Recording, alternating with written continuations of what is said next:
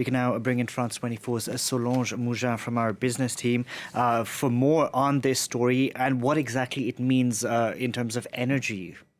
Yeah, again, as we just heard, what makes this deal significant is that you have two countries who are at war with no formal diplomatic relations, and they have managed to agree on a maritime border because of the energy and the economic potential of two undersea natural gas fields. Now, the first gas area is the Kana field. Because it wasn't a disputed area, it has not been tapped into yet, and we don't know the exact quantity or quality of the gas there. In the deal, one small part of its future revenues will be shared with Israel, as there is a little bit that you see there that crosses the border. But this field will go to Lebanon. That's the important bit. It hopes to use the gas to stabilize its failing electrical grid and to potentially also make money for its cash-strapped economy. Now, the other gas field is called Karish. Already established, Israel has been exploiting it. And with the deal, it can move ahead with plans to bring it up to its full capacity of 8 billion cubic meters a year, representing hundreds of millions of dollars. Now, Energean, the Greek London-based company running the project hopes to get up to that capacity by 2025 and possibly even earlier. So what does Israel gain from this? Well, in addition to being able to increase its pumping capacity, the Karish field, the deal could bring security to Israel's tense northern border and its waters as well. Hezbollah drones were spotted above the Karish site in July and intercepted, and Hezbollah has said that it will respect the deal. Now, who says security, says development, and that could mean more money for Israel.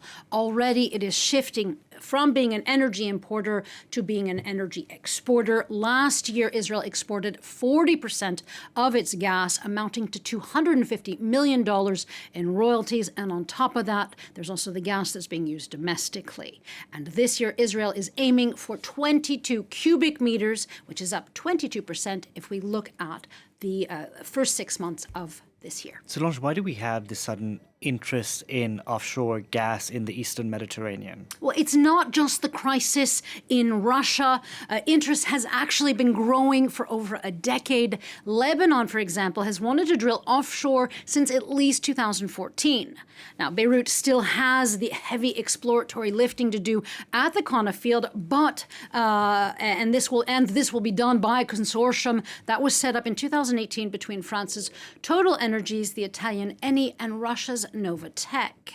But with the Ukrainian war, Novatek's 20% shares were taken over by the Lebanese government, and it was announced Tuesday that these shares, for now, will be run by Totalenergies, which paves the way for negotiations, actually, with the Qatar government becoming a part of the project. So that's good news for Totalenergies. It is, and Ukraine authorities say they have it is good news for them leading the consortium, and it creates a potential as well for even more of a windfall for Total in the years to come. Total just announced its benefits for the past quarter, amounting to $6.6 billion. That's up 43% compared to last year, bringing its profits for 2022 to 17 billion euros so far.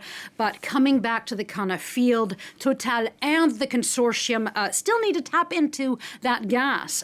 If they do, this deal could also really help the Lebanese economy, and politically, as we just heard, it may even set a precedent for more talks with Israel. That is, if the deal doesn't run into political problems, be it from Israel, Israeli politicians, or there's also the always fragile offshore drilling sites to consider. Thank you very much for that, Solange Mougin there.